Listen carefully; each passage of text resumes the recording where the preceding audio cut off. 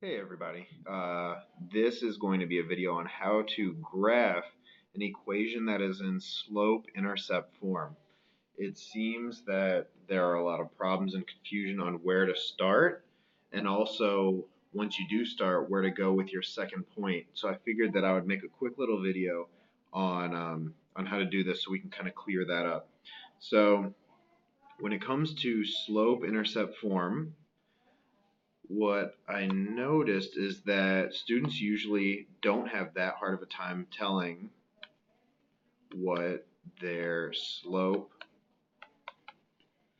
and intercept is, their y-intercept. So just in case you are a little bit confused on it, m is our slope.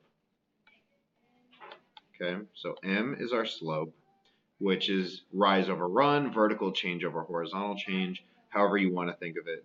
But that's what the m is. And then your y-intercept is your b. And the y-intercept is exactly what it sounds like. The y-intercept is where your line is going to intersect this y-axis here. Okay? So let's come up with our first equation. Let's say we have y equals, we'll say 2x minus 4. Okay? So if we have y equals 2x minus 4, that means that our slope is 2, which is the same as 2 over 1. So that means that when we use our slope to get our second point, we're going to go up 2 spaces, and then over 1. The minus 4, and notice how I'm saying minus 4, it's a negative 4, meaning that when we graph our b, or our y-intercept, we're going to be graphing it at that negative 4. And the y-intercept is actually the first thing that we are going to graph. Okay, so we have minus 4 here. So we're going to go to our y-axis and go to, starting from here, 0, 0. So 1, 2, 3, 4 down. That is our first point. You start with the y-intercept. The way that I tell my students to remember that is when you're thinking about the alphabet, out of y, m, x, and b, B is the first one in the alphabet, so you're going to start with the earliest letter in the alphabet. So if B is your y-intercept, that's the first one that comes in the alphabet, that's the first thing you graph.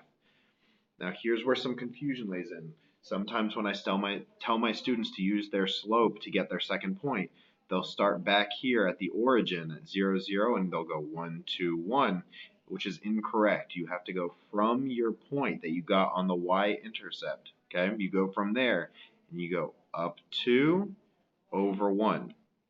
The reason that you're going up 2 and over 1, if we have the slope of 2 over 1, 2 is your vertical change, and because it's a positive 2, that means it's going up. These numbers here are positive 1, positive 2, positive 3, like that. And because up is the positive direction and we have a positive 2, that tells me I'm going up. 1 is our horizontal change.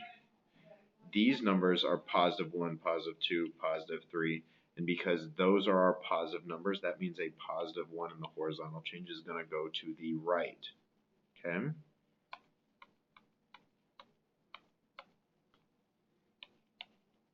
So that means that's I go up the 2 and then over 1. Once I have 2 points, I can then connect my points, try to be as neat as possible, and I have my first line.